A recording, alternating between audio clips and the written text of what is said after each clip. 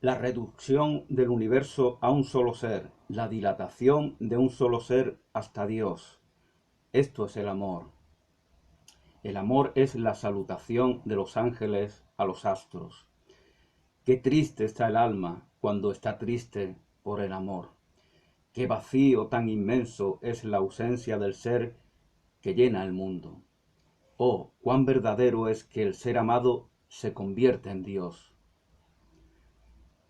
Se comprendería que Dios tuviese celos si el Padre de todo no hubiese hecho evidentemente la creación para el alma y el alma para el amor. Basta una sonrisa vislumbrada por bajo un sombrero de crespón blanco con adornos de lilas para que el alma entre en el palacio de los sueños. Dios está detrás de todo, pero todo oculta a Dios. Las cosas son negras, las criaturas son opacas. Amar a un ser es hacerlo transparente. Ciertos pensamientos son oraciones. Hay momentos en que cualquiera que sea la aptitud del cuerpo, el alma está de rodillas. Los amantes que están separados engañan la ausencia con mil cosas quiméricas que tienen no obstante su realidad.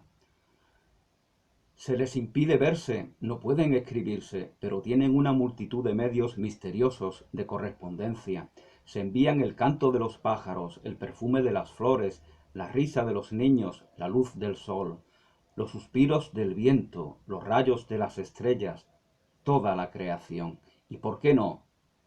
Todas las obras de Dios están hechas para servir al amor.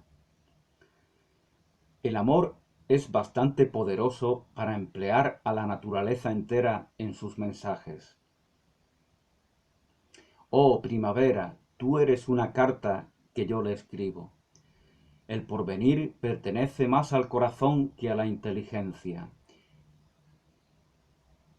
El amor es lo único que puede ocupar y llenar la eternidad.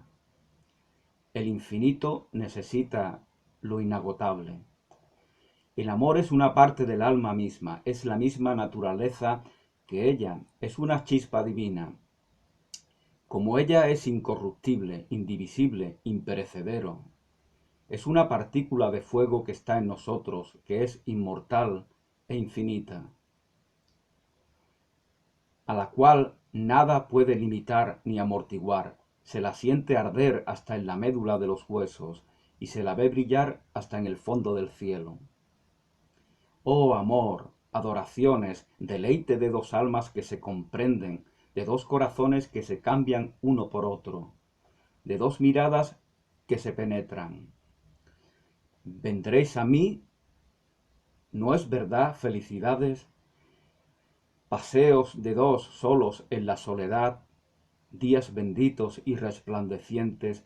He soñado alguna vez que de tiempo en tiempo se desprendían algunas horas de la vida de los ángeles y venían aquí abajo a penetrar el destino de los hombres. Dios no puede añadir nada a la felicidad de los que se aman más que la duración sin fin. Una eternidad de amor después de una vida de amor es un aumento en efecto, pero acrecentar en su intensidad misma la felicidad inefable que el amor da al alma desde este mundo es imposible incluso a Dios. Dios es la plenitud del cielo. El amor es la plenitud del hombre. Miráis una estrella por dos motivos, porque es luminosa y porque es impenetrable, pues a vuestro lado tenéis una radiación más suave y un misterio más grande, la mujer. Todos sin excepción tenemos nuestros seres respirables. Si nos faltan, nos falta el aire y nos ahogamos. Entonces se muere. Morir por falta de amor es horrible, la asfixia del alma. Cuando el amor ha fundido y mezclado dos seres en una unidad angélica y sagrada, estos seres han hallado el secreto de la vida. No son más que dos términos de un mismo destino. No son más que las dos alas de un mismo espíritu. Amad, pues, elevaos. El día en que una mujer que pasa delante de ti desprende luz al andar, estás perdido. Amas. Ya no tienes que hacer más que una cosa, pensar en ella tan fijamente como ella tenga que pensar en ti. Lo que el amor principia solo puede ser acabado por Dios. El amor verdadero se desespera y se encanta por un guante perdido o por un pañuelo encontrado y necesita la eternidad para su interés y para sus esperanzas. Se compone a la vez de lo infinitamente grande y de lo infinitamente pequeño. Si eres piedra, sé imán. Si eres planta, sé sensitiva. Si eres hombre, sé amor. Nada basta al amor. Si se tiene la felicidad, se desea el paraíso. Si se tiene el paraíso, se desea el cielo. Oh, tú que amas, todo esto se halla en el amor. Aprende a encontrarlo. El amor tiene lo mismo que el cielo, la contemplación y además el deleite.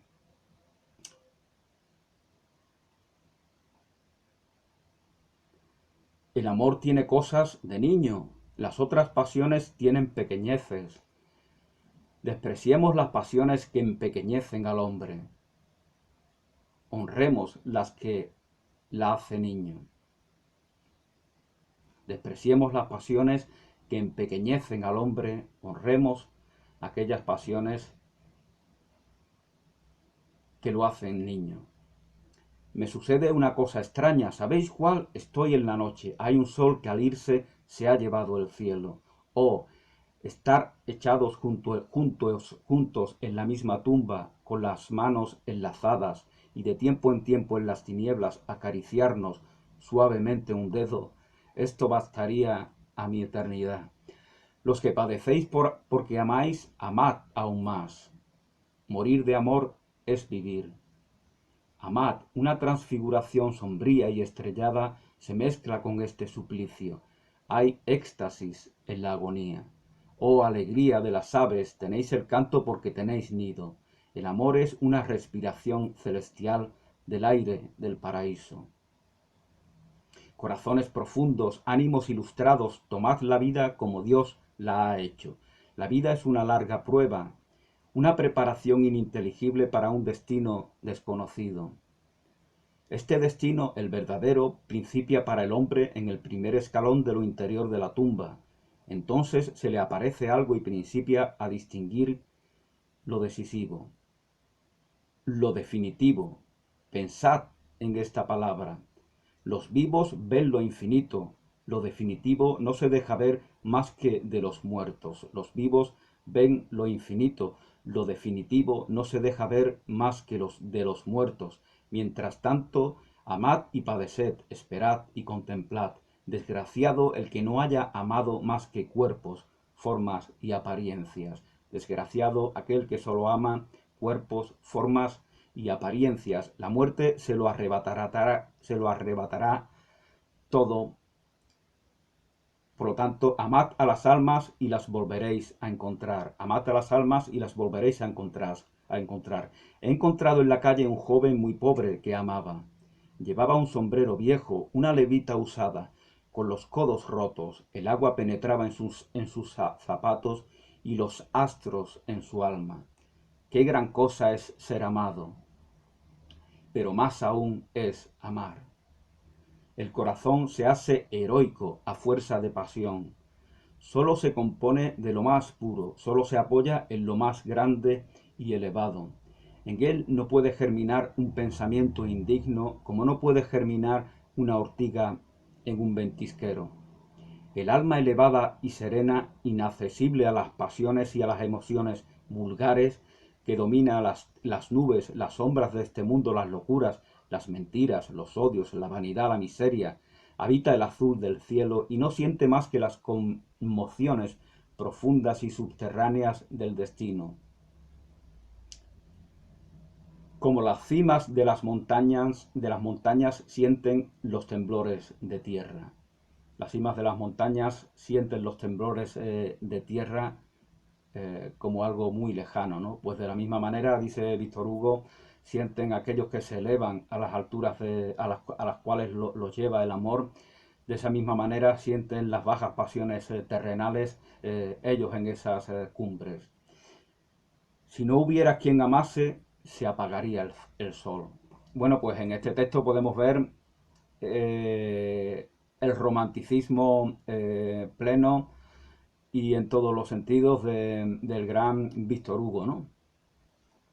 Bueno, voy a hacer un segundo vídeo. Bienvenidos, bienvenidas a este vuestro canal sobre la obra de Los Miserables. Este es el segundo tomo o segunda época, como lo llama el autor. Y bueno, tal vez haga un tercer vídeo, pero de momento en este vídeo quisiera hablar sobre, aparte de la lectura que he hecho de este fragmento, que como os comentaba está traducido por H.G. Simon o Simon o Simón, no sé exactamente cómo se pronuncia el nombre del traductor, porque es lo único que pone en la solapa del libro. Como os comentaba, pues os voy a compartir un fragmento de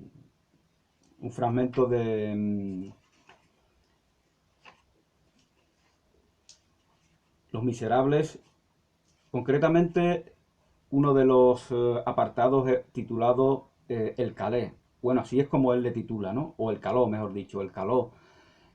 Bueno, esto es controvertido, ¿no? Porque según parece que Víctor Hugo no se refiere a la lengua de los gitanos, que es el caló, o de los gitanos en España, en Francia, en Portugal, en Italia, que es la manera en la que ellos hablan el romaní. Se refiere a la lengua de esos grupos desfavorecidos que generalmente tienden a dedicarse a actividades delictivas, ¿no? Maleantes y demás, ¿no? Es decir, a la germanía, así es como se le llamaba esa lengua, ¿no?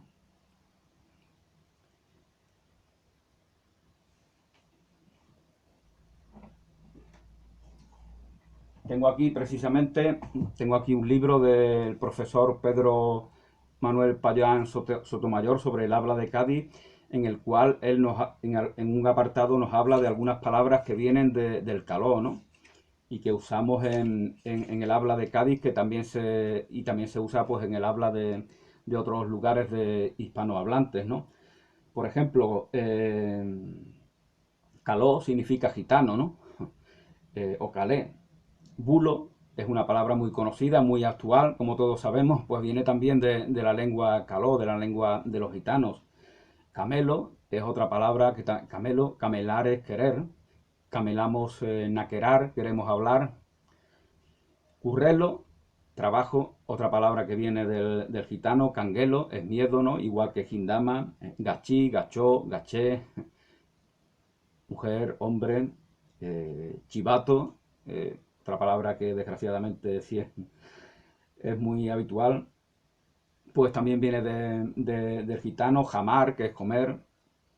Gili, de ahí viene gilipuertas y gilipollas. Gili pues también viene de la lengua romaní. Gindama, miedo. Morapio, vino. Pirarse, eso viene también del gitano, así como najarse. Longhi, un longhi, pues esa es muy común también en el habla de aquí de Cádiz, ¿no? Un longhi es un tonto, ¿no? Uno que está amuermado, ¿no? Uno que no se cosca de cosas de las cuales hay que coscarse. Paripé, el paripé es hacer el paripé, fingir que se hace algo, pero que verdaderamente no se está haciendo, ¿no? Sandunga, perdón, sandunga es gracia, ¿no? Sandunguero, qué niño más sandunguero. Gracia, arte, garbo, donaire. Toronío, creo que los conocemos, ¿no? Un debé o un dibé, pues es Dios. Y luego de la germanía, pues que también vienen otro tipo de palabras, ¿no? El profesor dice que fetén viene de la germanía, ¿no? Yo pensaba que fetén venía también del caló, ¿no? Pero bueno, lo apunto. Fetén es guay, o es superior, perfecto. Ok, fetén. Farolear, mala leche, julepe significa castigo, jaleo significa bulla, candela, fuego, sarasa, significa mariquita, ¿no? Homosexual, afeminado. Sonanta es una guitarra, una sonanta es una guitarra. Bueno, algunas palabras del germanía, ¿no? Os comento estas palabras para que veáis cuál es la diferencia entre el caló y la lengua germanía y la jerga germanía. Germanía viene de hermano, ¿no? De hermandad. Una germanía es una hermandad. Eso viene del siglo XVI, si no me equivoco, del siglo XV, mejor dicho, ¿no? O del siglo XVI, cuando se formaban comunidades de personas que se llamaban germanía, ¿no? Una de ellas pues se enfrentó al mismísimo Carlos I de España y V de Alemania y bueno, para su desgracia pues fueron derrotadas, ¿no? Bueno, pero voy a daros lectura a este capítulo, algunos fragmentos de este libro séptimo, de la cuarta parte, de las 5 que componen Los Miserables, que dice, que nos habla del caló, ¿no? Cuando se trata de sondear una llaga, un abismo o una sociedad, ¿desde cuándo es una falta descender demasiado, ir al fondo? Él quiere explicarnos por qué quiere ir al fondo, ¿no? Al submundo, al subsuelo, como diría Dostoyevsky, de nuestra sociedad, ¿no? Para husmear entre esas comunidades marginales, ¿no? Que se dedican en gran medida a delinquir. Os voy a leer una explicación que nos hace el traductor, que dice que la explicación que el autor hace del caló en este libro se refiere al caló francés exclusivamente. Por esta razón, algunas veces no pueden aplicarse al caló español. Las interpretaciones y el origen que el autor atribuye a ciertas palabras. Esto es muy importante. Víctor Hugo escribe en francés, por lo tanto, mi testimonio, mis explicaciones, mis interpretaciones no tienen la referencia del escrito original en la lengua francesa. Je ne parle pas français. Yo no he leído el libro en francés, ¿no? Y claro, para traducir esto, pues eso es un gran trabajo para el traductor, ¿no? Por eso da estas explicaciones. Sin embargo, como este lenguaje es en esencia el mismo en todos los pueblos y procede de un mismo tronco, la mayor tronco precisamente es otra palabra que viene de la germanía también, ¿no? Tronco significa, no en este caso, significa persona. Tronco! La mayor parte de sus palabras conservan idéntica significación, habiéndose modificado solamente en las terminaciones y en la estructura que ha dado, que ha dado a sus variaciones gramaticales el carácter de la lengua nacional. El caló hay que ver cómo utiliza también en la estructura propia del castellano, ¿no? En el caso de cómo se habla aquí en España y en otros países de Latinoamérica. Por ejemplo, los verbos, como antes os comentaba, camelar, naquerar, esas terminaciones lógicamente vienen de la manera en la que conjugamos nosotros los verbos en la lengua castellana. Es decir, hay una adaptación de la lengua romaní que se supone que viene del sánscrito o de alguna lengua afín del pueblo hindú. Hay una adaptación de esa lengua, como os comentaba, a la manera en la que nosotros hablamos, en la que nosotros hemos inventado el castellano a partir del latín. Por estas razones, en los diálogos traducimos completamente en caló español el caló francés, pero en la explicación del origen y raíces de algunas palabras nos vemos obligados a dejarlas en francés, porque esta explicación no sería aplicable al español. Evidentemente, hay matices del origen de palabras que usa el caló, o mejor dicho, el germanía, ¿no? Porque es a lo que se está refiriendo verdaderamente Víctor Hugo, a la jerga de estos grupos marginales que habitualmente se dedican a delinquir. ¿Qué es lo que estaba diciendo? Que esas palabras tienen matices que no son traducibles a nuestra lengua.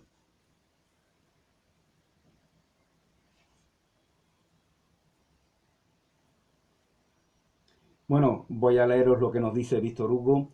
Ciertamente que ir a buscar en la última capa del orden social, allí donde concluye la tierra y empieza el fango, registrar en aquellas aguas espesas, perseguir, coger y arrojar palpitante a la superficie este idioma abyecto que gotea lodo sacando a luz este vocabulario pustuloso, en que cada palabra parece un anillo inmundo de un monstruo del cielo y de las tinieblas, no es ni una empresa cómoda ni seductora. Bueno, él en algunos momentos pues parece que se expresa con mucha dureza, ¿no? Crudeza con respecto a la lengua, a esta jerga, ¿no? Sin embargo, en otros momentos reconoce también el valor poético, ¿no? Y el valor literario y el valor social y cultural y la riqueza que alberga este tipo de lenguaje, ¿no? En el cual, pues, como él dice, se intentaba ocultar ante personas, ante oídos no deseados, lo que se quería comunicar entre ellos. Por eso se usa esas alusiones poéticas, ¿no? Esa nueva significación que se le da a las palabras. Eso es lo propio en realidad de la germanía, una nueva significación para las palabras, mucho más que el hecho de inventar palabras. Y esto es lo que lo diferencia del caló. El caló viene del romaní, y el romaní es aquello que es la lengua original, que es la que provee de las palabras. En el caso de la germanía, lo que hacen los hablantes de esta jerga es utilizar las palabras en un sentido diferente, ¿no? Por ejemplo, chorizo. Chorizo es una palabra que ya existe, pero no en el sentido de figurado de ladrón, ¿no? O por ejemplo, talego. Talego existe, pero no en el sentido de cárcel, ¿no? Eh, y así otras muchas palabras, ¿no?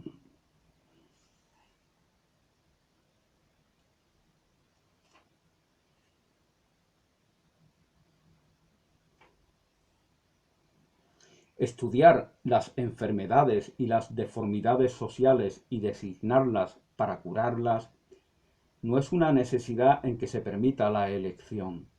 El historiador de las costumbres y de las ideas no tiene una misión menos austera que el historiador de los sucesos. Este tiene en la superficie de la civilización las luchas de las coronas, los nacimientos de los príncipes, los casamientos de los reyes, las batallas, las asambleas, los grandes hombres públicos, las revoluciones a la luz del día, todo lo exterior. El historiador de las costumbres, es interesante nuestra reflexión sobre lo que significa la historia, verdaderamente qué es la historia. No es solamente esos acontecimientos reseñables en los cuales participan los hombres de las élites sociales, ¿no? La historia también es el folclore, la cultura, la tradición, incluyendo el de las personas más desfavorecidas. Bueno, pues nos decía Víctor Hugo, el otro historiador tiene el fondo, el pueblo que trabaja, el pueblo que padece y espera, la mujer oprimida, el niño que agoniza, las guerras sordas de hombre a hombre, las ferocidades oscuras, las preocupaciones, las alarmas fingidas, los efectos indirectos y subterráneos de las leyes, las evoluciones secretas de las almas, los efectos subterráneos de las leyes. Bueno, pues aquí nos lo cuenta, entre otras cosas, por ejemplo, nos cuenta de cómo a un hombre por robar una barra de pan que ni siquiera es para él, que es para sus sobrinos, se le mete 19 años en prisión, en un calabozo horrible, ¿no? Solamente por querer saciar el hambre, y ni siquiera el propio hambre, sino la de sus familiares.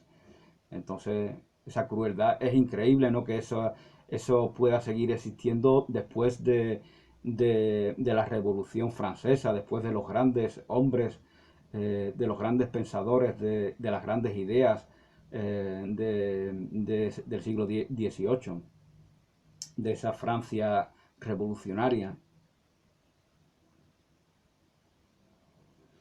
Los pobres que mueren de hambre, los que andan con los pies desnudos, los desheredados, los huérfanos, los desgraciados y los infames, todas esas larvas que andan vagando en la oscuridad.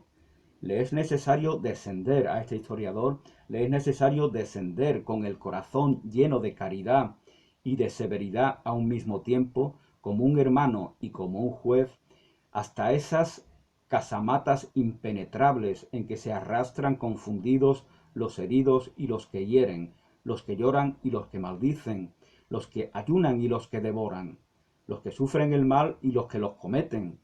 Estos historiadores de los corazones y de las almas, estos historiadores de los corazones y de las almas, ¿tienen acaso deberes menos importantes que los historiadores de los hechos exteriores? Se pregunta Víctor Hugo. ¿Se cree que Dante tiene que decir menos que Maquiavelo? ¿Se cree que Dante Alighieri, el autor de la Divina Comedia, tiene menos que decir que Maquiavelo? Según justamente hoy leía un artículo en el cual pues hablaba de Maquiavelo como el verdadero padre de la filosofía política contemporánea, ¿no? Tal vez por eso seamos tan maquiavélicos. Aunque justamente el mismo Víctor Hugo nos explica de que verdaderamente Maquiavelo no era tan maquiavélico, ¿no? Sino que son interpretaciones posteriores las que, las que desvirtúan el mensaje del pensador, del filósofo italiano. ¿Acaso lo inferior de la civilización, solo porque es más sombrío y más profundo, es menos importante que lo superior? Se conoce bien la montaña cuando no se conoce la caverna. De hecho, esa es una de las razones de por qué Víctor Hugo escribe esta novela. No solamente para que nos divirtamos, para que pasemos un rato entretenidos en una trama original, sino también para que tomemos conciencia de muchos problemas sociales, ¿no?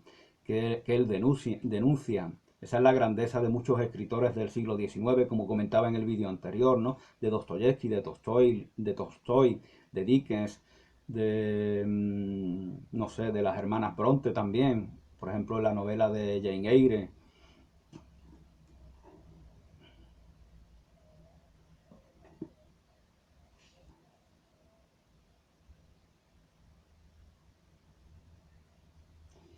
Pero a pesar de las palabras anteriores, no puede inferirse que haya entre las dos clases de historiadores, dice Víctor Hugo, una diferencia, una barrera que no exista en nuestra mente. Esta barrera, esta diferenciación entre esas élites y el común del pueblo, solamente existe en nuestra mente.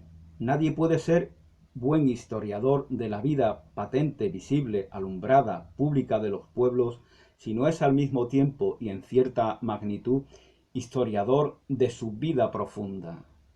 Conocemos la historia para conocernos a nosotros mismos. Entonces, cada vida humana, en cierto sentido, es como una miniatura de toda la historia de la humanidad.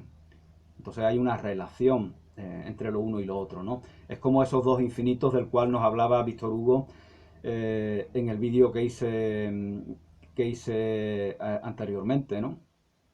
Ese infinito que se relaciona con Dios y ese infinito que se relaciona con el alma humana.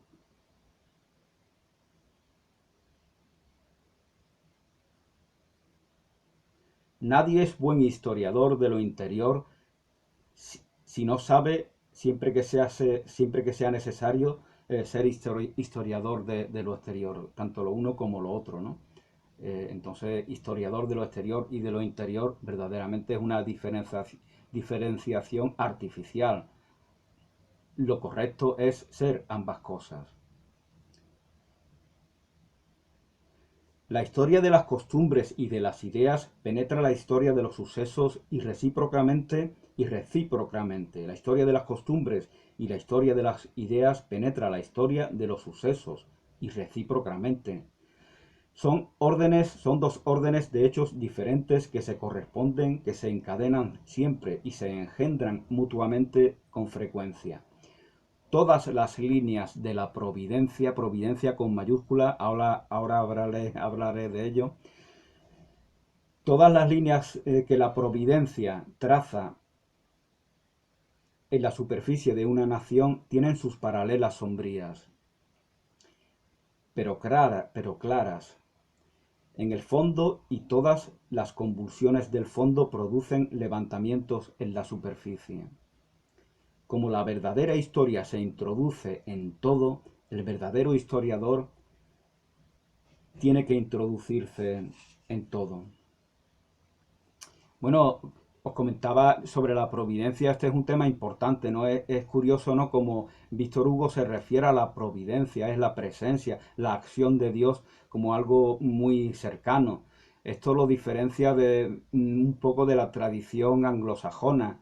Ya os remito al vídeo que hice sobre Daniel Defoe, sobre el libro de Robinson Crusoe, donde os hablaba de las ideas que hablaba Viernes, ¿no? Viernes, este personaje que para mí era el más importante, el más trascendente de la novela del autor inglés. Entonces ya en esta época, esta novela es de en torno al siglo, al año 1700, más o menos, es decir, mucho antes de la Revolución Francesa o de esta obra de Víctor Hugo. En ella, pues ya sin proponérselo, se denuncia a través de Friday, a través de Viernes, el personaje salvaje, que es un converso al mismo tiempo, un converso al cristianismo. Ya se denuncia esa manipulación que se hace de la divinidad, de la providencia, para blanquear de manera espuria e interesada maldades del ser humano.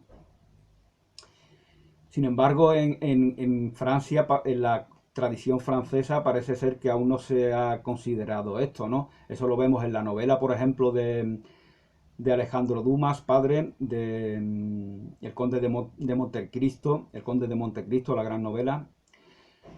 Ahí permanentemente se alude a la providencia, ¿no? La providencia es como un hecho es como una entidad que se confabula a favor de la venganza del mismísimo conde de Montecristo, ¿no? Fijaos esto, entonces se ve la providencia como una presencia real en cada hecho que acontece al ser humano. Si aquí viene alguien y sería bofetadas conmigo, la mentalidad de la tradición francesa sería que yo pensara que eso, que Dios está implicado en ello. No que me enfocara en la persona, sino que pensara que debe haber algún tipo de mensaje providencial del cual se me está proveyendo, ¿no? Esto es muy importante, ¿no? Sin embargo, la mentalidad anglosajona, que ya se ve en Viernes, es que yo piense de que verdaderamente Dios no está implicado ahí en ningún sentido. Es una decisión de una persona que ha permitido agredirme. Si providencialmente yo puedo aprender algo providencialmente, en este caso con minúscula, providencia con minúscula, si providencialmente yo puedo aprender, extraer una enseñanza de ese padecimiento que me ha acontecido, de esa desventura, eso ya no tiene nada que ver con una presencia real de Dios en ese hecho. Esa es una diferencia fundamental. Sin embargo, consideremos quién nos la está insinuando. Nos la está insinuando Viernes, que es un creyente, que es un cristiano, que es un devoto del Dios único.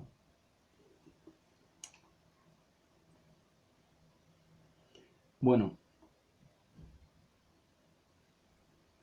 los ánimos reflexivos usan muy poco esta locución, los felices y los desgraciados. En este mundo, vestíbulo de otro, evidentemente, fijaos esta afirmación, este mundo es evidentemente vestíbulo de otro. Eso es una convicción que tiene Víctor Hugo, porque es un hombre cristiano, porque es un hombre creyente.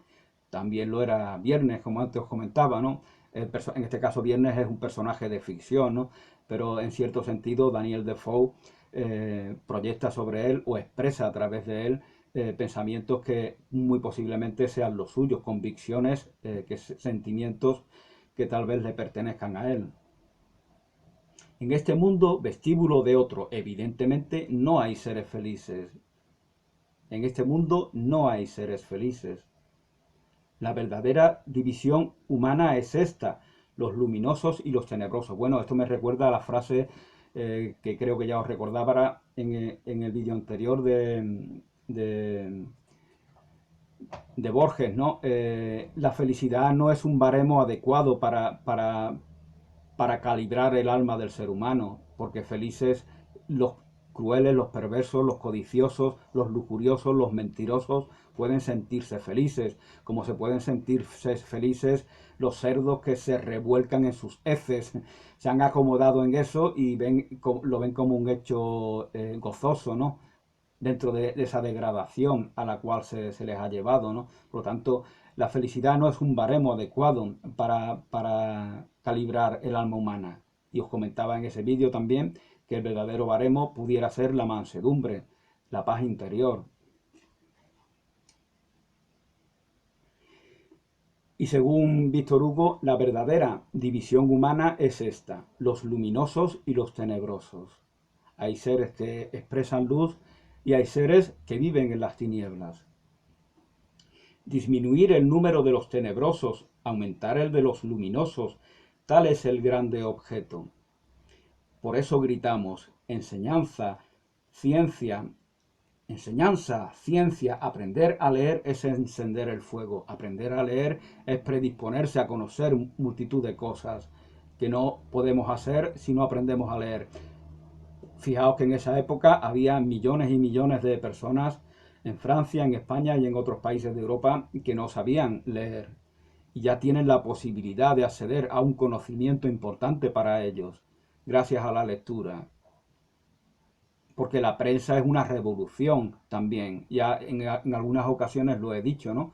Entre el siglo XVIII y XIX se producen 4 revoluciones importantes: la Revolución Francesa, la Revolución Industrial, la Revolución Romántica y la Revolución del Cuarto Poder, de la prensa, porque es la que nos permite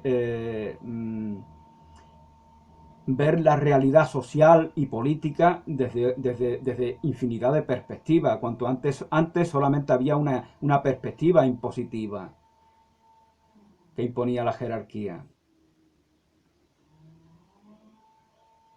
Pero el que dice luz no dice necesariamente goces. El que dice luz necesariamente no dice goces. También se padece en la luz, porque el exceso quema. La llama es enemiga de las alas. La llama es enemiga de las alas. Arder sin cesar de volar es el prodigio del genio. Cuando sepáis y améis, padeceréis aún. El día nace con lágrimas. Los luminosos lloran. El día nace con lágrimas, las lágrimas del rocío. Aunque, como decía el gran Hilario Camacho, el rocío sabe dulce y las lágrimas amargas. Eso decía en una de sus canciones. El día nace con lágrimas, los luminosos lloran. El mundo es un lugar triste, el mundo es un lugar de crueldad, de injusticia, de persecución, de codicia, de lujuria, de gula, de soberbia, de envidia.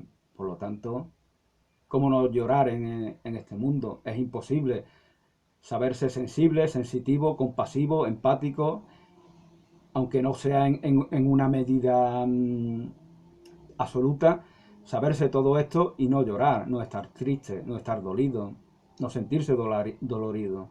Es imposible. Los luminosos lloran, aunque no sea más que por los tenebrosos.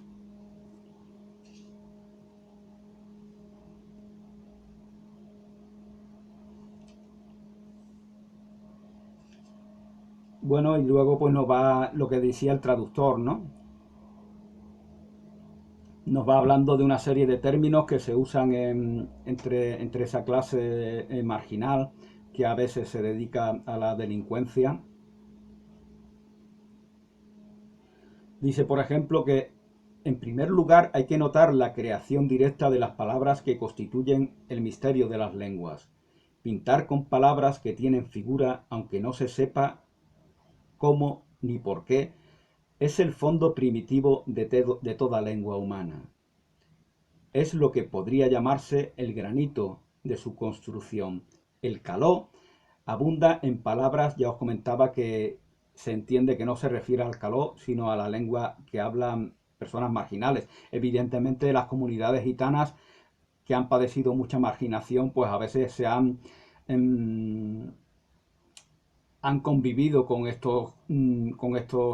marginalidad. Y por lo tanto, por eso se da en la lengua, en la jerga germánica, en las jergas de la Germanía, por eso se da la presencia de tantas voces de origen romaní. El caló abunda en palabras de este género, palabras inmediatas, hechas de una pieza, no se sabe cómo ni por qué, sin etimología, sin analogía, sin derivados, palabras solitarias, bárbaras, repugnantes, algunas veces que tienen una singular fuerza de expresión y que viven.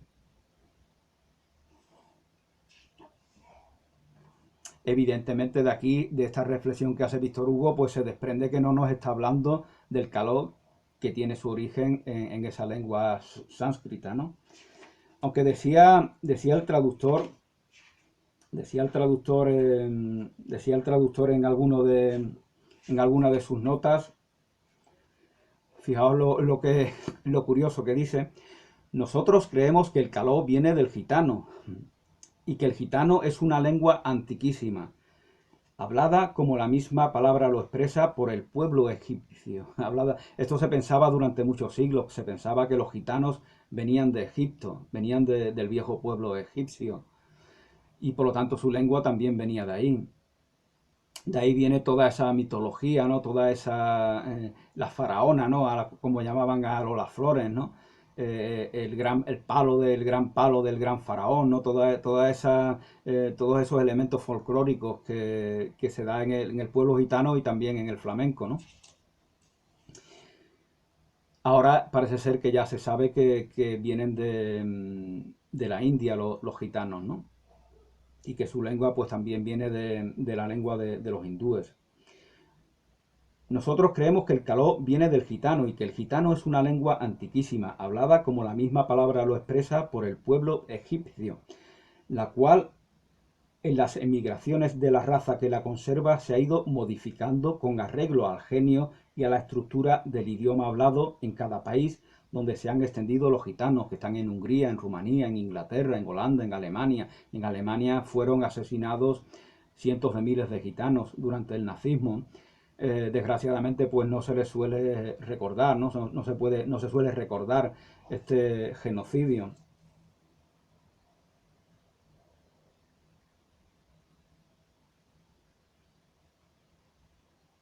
Se ha ido modificando, como os comentaba, con arreglo al genio y la estructura del idioma hablado en cada país a donde se han extendido los gitanos. De estos la han tomado todos los miserables, todos los desfavorecidos. Eso es el contacto con los gitanos marginales hace que la germanía, la jerga de los delincuentes, tome palabras del caló.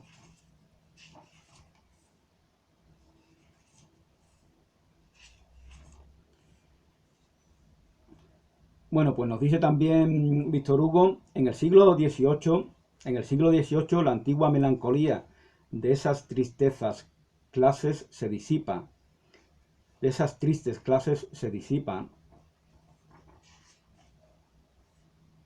se echan a reír, se burlan del gran de Bell y del gran Beguistano. Desde el tiempo de Luis XV le llaman al rey de Francia el marqués de París. Se refiere a estas clases marginales, ¿no?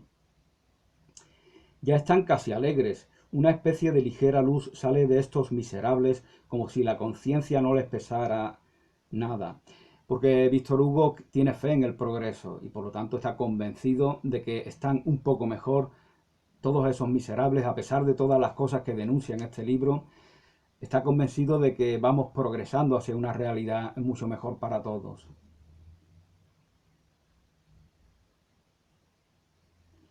Esas lastimeras tribus de la sombra no tienen ya solamente la audiencia desesperada de las acciones, sino también la osadía negligente del ingenio, indicio de que pierden el sentimiento de su criminalidad y de que encuentran hasta entre los pensadores y los utopistas un apoyo que desconocen ellos mismos. Bueno, también se va a referir, si no me equivoco, aquí Víctor Hugo, a cómo hay una degradación en el pensamiento intelectual, ¿no? que parece que hay como si la marginalidad hubiera también invadido la mente de los filósofos. Eso es el nihilismo, ¿no? Por ejemplo.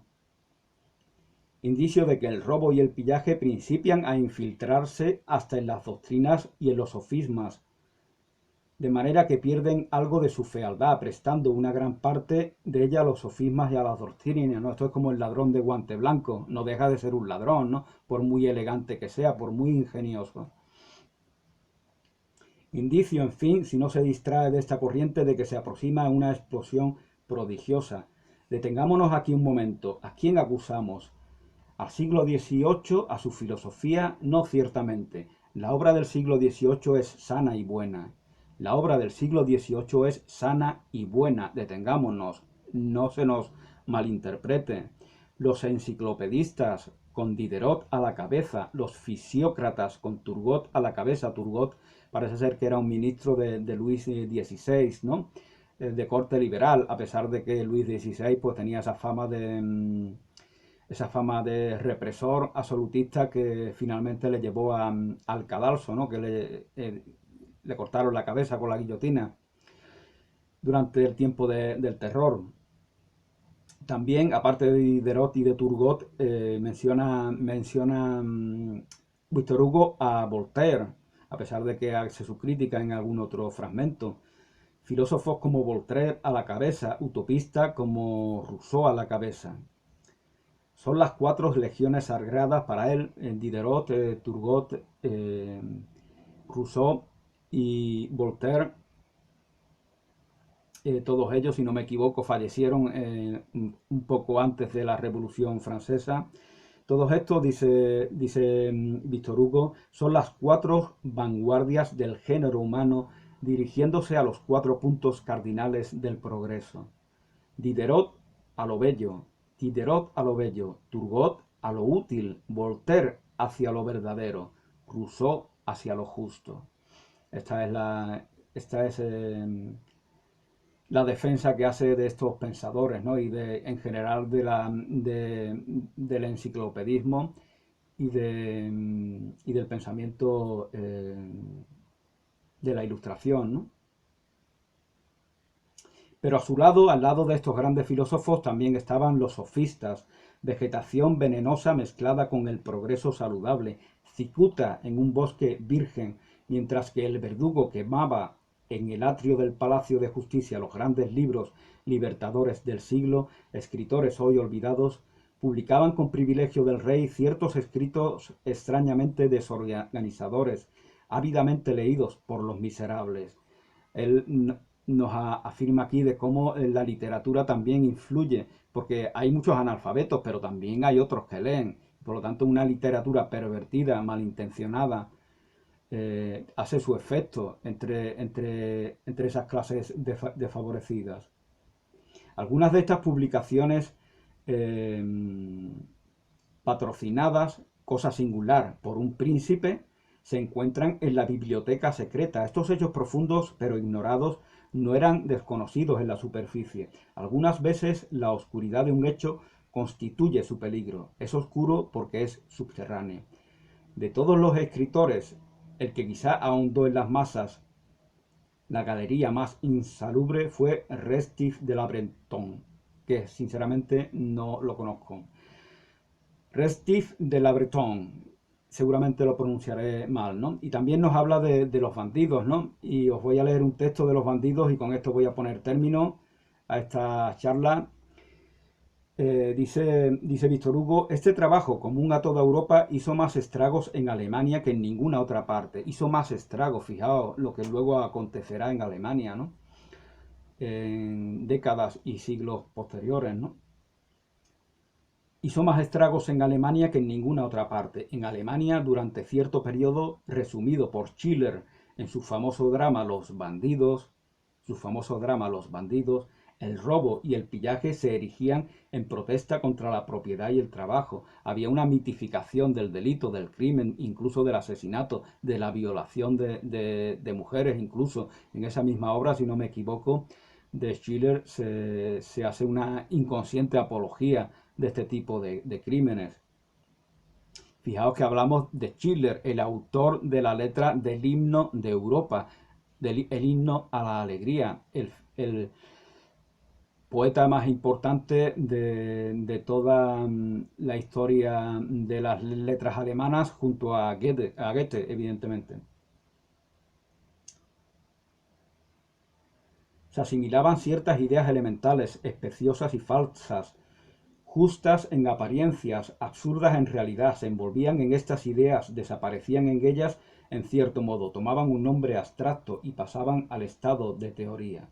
Y de esta manera circulaban entre la multitud laboriosa, paciente y honrada, sin noticia de los mismos químicos imprudentes que habían preparado la mistura sin saberlo las masas que la aceptaban. De una manera sutil se puede influir negativamente en la conducta de millones de personas y se puede pervertir globalmente la sociedad. El progreso tiende a la solución del problema. Esto ya es lo que antes comentaba. Víctor Hugo tiene fe en el progreso. Llegará un día en que todo el mundo se asombre. El género humano, subiendo siempre, conseguirá que las capas más profundas subiendo siempre. Esta es la idea que él tiene, lo cual es discutible, ¿no? El Ted Kaczynski, perdón, una bomber en su manifiesto sobre el cual hizo un vídeo, pues evidentemente no está de acuerdo con esta afirmación de que estamos creciendo. Pero fijaos que Víctor Hugo escribe en el siglo XIX, ¿no? Cuando todavía esta revolución tecnológica en la cual ahora vivimos, esta globalización, todavía no es concebible. El género humano, subiendo siempre, conseguirá que las capas más profundas salgan naturalmente de la zona de la desgracia. La desaparición de la miseria se hará por una simple elevación de nivel. Si la naturaleza se llama providencia, la sociedad debe llamarse previsión. Nuevamente os recuerdo lo que os comentaba sobre la providencia. Ya liga la providencia a la naturaleza, no solamente a la acción de Dios. Bueno, pues voy a daros lectura a este fragmento de Los bandidos de Schiller, el poeta alemán, si lo encuentro.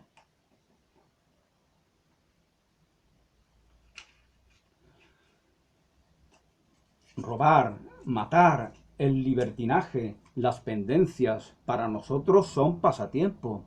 Mañana nos ahorcan, regocijémonos hoy. Bueno, aquí vemos como esa supuesta miedo, ese miedo que supuestamente da el castigo de la justicia, de la ley, no es efectivo realmente. Al contrario, muchas veces el delincuente lo ve como un acicate, que me van a matar, yo soy un machote, me van a matar por esto. Pues es una incitación a hacer lo que se prohíbe hacer. Robar, matar, el libertinaje y las pendencias para nosotros son pasatiempo. Mañana nos ahorcan, regocijémonos hoy. Vida libre la nuestra, vida llena de placeres, hablan los bandidos, ¿no? Las selvas, nuestro cuartel, cantan los bandidos. Las selvas, nuestro cuartel oscuro, el viento y la tempestad, nuestros compañeros. Nuestro sol, la luna, y Mercurio nuestro Dios, y nuestro ángel guardián. Hoy nos invitamos en la casa del sacerdote, mañana en la del rico labrador. Ya sabemos lo que van a hacer ahí, ¿no? Delinquir. Dejamos que Dios, bondadoso y omnipotente, incluso implican al mismísimo Dios en sus crímenes, ¿no? Dejamos que Dios, bondadoso y omnipotente, fijaos el efecto que esto puede hacer en mentes demasiado influenciables. Dejamos que Dios cuide de los demás. Y cuando en el zumo de la uva mojamos nuestras gargantas, es decir, en el vino, cobramos fuerza y brío y entramos en la hermandad del negro personaje que tuesta las almas en el Averno. El quejido de los padres asesinados, el ay de las madres sobresaltadas, el suspiro doliente de la desposada huérfana, son nuestro placer y nuestro contento. Ah, cuando tiemblan bajo nuestras armas mugen como terneras y caen como moscas, se dilatan plácidas las niñas de nuestros ojos, y se recrean nuestros oídos. Y cuando llega mi hora, mi dueño es el verdugo. Mi dueño es el verdugo cuando llegue mi hora. Y damos lustre a nuestro calzado, tomamos al paso un trago de vino, generoso, y hurra, allá va. Nos embarcamos para no volver. Se acabó todo, me van a cortar la cabeza. Que me quiten lo bailado. Desgraciadamente lo bailado en este caso son crímenes, son agresiones, es degradación. Entonces, como os explicaba, malinterpretar lo que se dice en libros como estos, pues puede tener un efecto muy negativo. Pues esto es todo por el momento. Muchas gracias por vuestra atención. Bendiciones y hasta una nueva oportunidad.